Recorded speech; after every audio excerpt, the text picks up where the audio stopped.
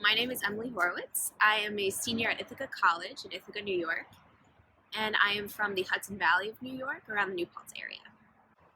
I went vegan my freshman year at Ithaca College. I quickly discovered that the dining hall food was not really something I was feeling, not really interested in, and while I was starting to really learn more and more about my major, environmental science, I started learning more about agriculture, which I'm very interested in, and animal agriculture, and from there, the environmental impacts of animal agriculture.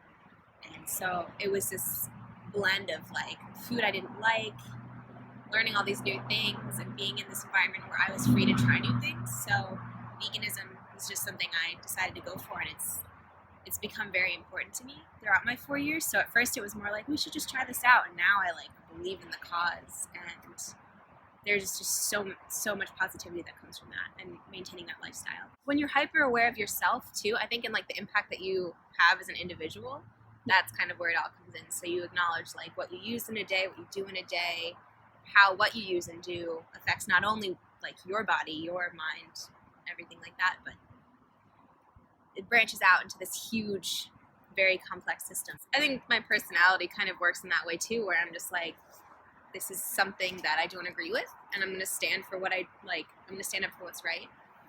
And I don't know, compassion is a huge thing for me, whether it's from one person to another, or if it's from one living being to another being. So it all like clicked and made sense. It didn't surprise anyone. They were like, how do you do it?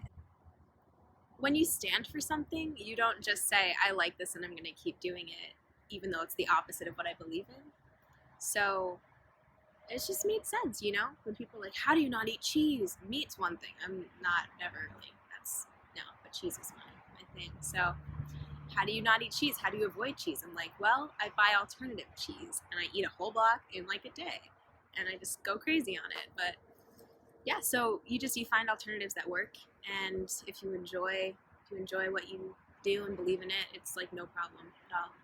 And when you think about it too, like cheese is delicious, but it's like breast milk. It's like, would I drink human milk? No. Yeah. And you could travel all over the world and find ways to eat and ways to like totally maintain a nutritious, well-balanced diet. But it's the people that are angry by your choice and the people that don't and like refuse to understand why you've made that choice and why you've made that sacrifice of all these things they believe are just so great, you know? It's the people that kind of bully you for being different, but that's their loss.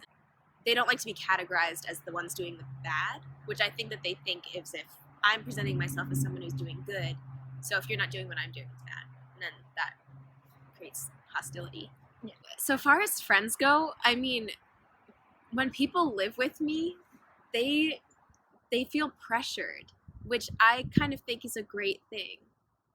So the people I live with are not like super carnivorous or anything, but one of the girls I live with started cutting out meat and like will eat fish but won't buy chicken anymore, or feels badly if she buys something that she knows is wrong. I love that, because I'm not actively saying like you shouldn't be eating this way, but they see the flaws in the system, and they themselves are actively trying to remove themselves from doing the harm. So I think that's really cool. So far as dating people, it's funny because they really want to try to appease that, because they get that that's a big deal.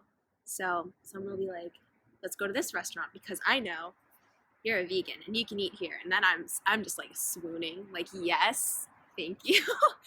And when a guy orders meat out on a date, I'm immediately like, gross. No. Or they do it and they're kind of like, is it okay? And I'm like, you do your thing. It's fine. I'm not doing that. But like, you can't stop people.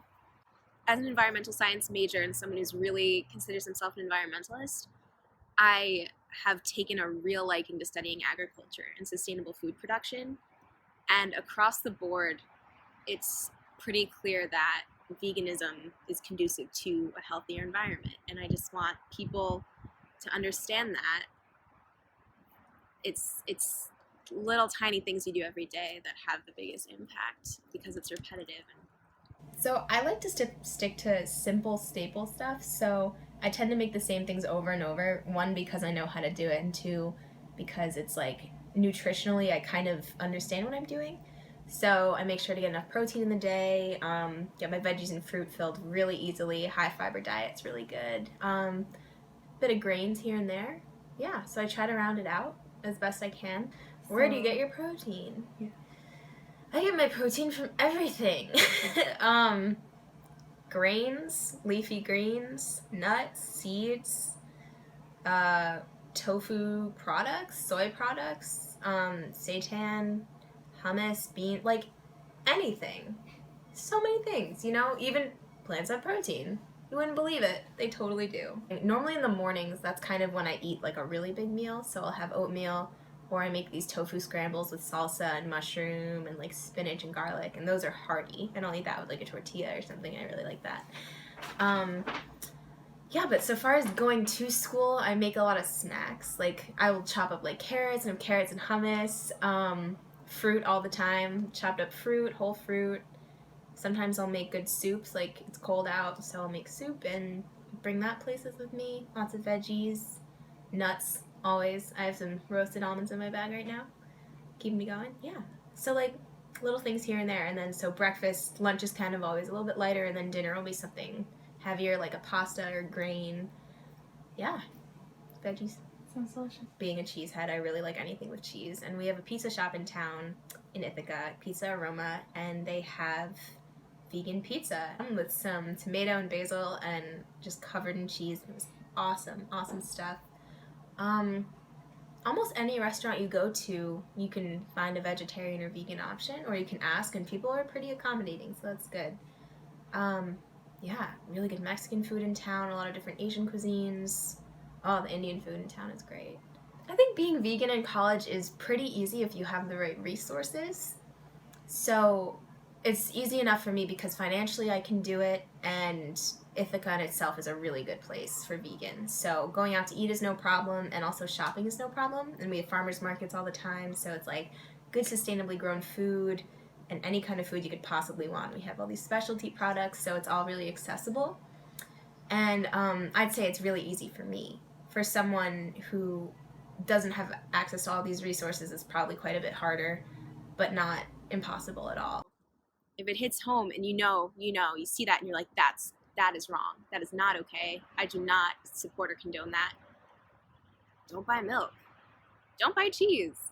Don't buy meat. Like it's an ethical issue, absolutely, but it's like environmental too. In my professional adult life, if you could call it, I see myself absolutely having a small farm and producing gorgeous organic veggies is kind of the goal.